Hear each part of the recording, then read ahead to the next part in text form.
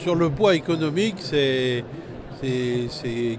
3 milliards et demi, 4 milliards de chiffre d'affaires et c'est surtout 35 000 à 36 000 personnes. Voilà le poids que représente dans la région la FRTP Auvergne-Rhône-Alpes.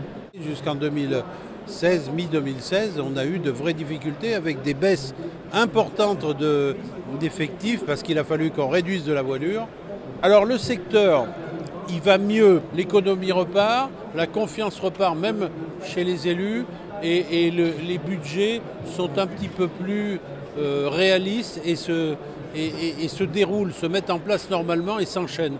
Ce qui n'a pas été le cas pendant les années de difficulté où on avait des prévisions intéressantes, sauf qu'il y avait des choses qui étaient ou arrêtées ou décalées et où on a eu des trous très importants. Là, je dirais qu'on a fiabilisé nos carnets de commandes, on a fiabilisé les projets et les investissements, donc on a un tout petit peu plus de quiétude qu'auparavant, mais en volume. C'est pas extraordinaire, hein.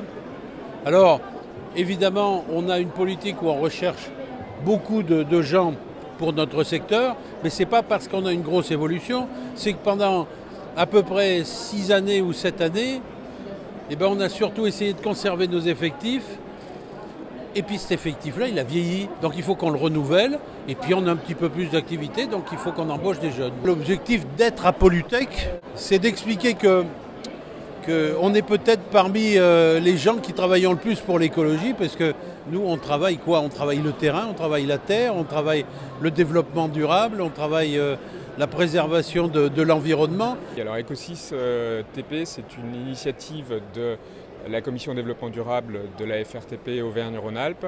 Ça part d'un constat, c'est qu'on a dans nos appels d'offres énormément d'exigences environnementales qui ne sont pas toujours suivies d'effets sur les chantiers, pas forcément suivies par les entreprises, pas forcément suivies par les maîtres d'ouvrage et les maîtres d'œuvre. Et donc l'initiative a pour but d'avoir des exigences qui soient plus en cohérence avec les besoins de l'environnement local.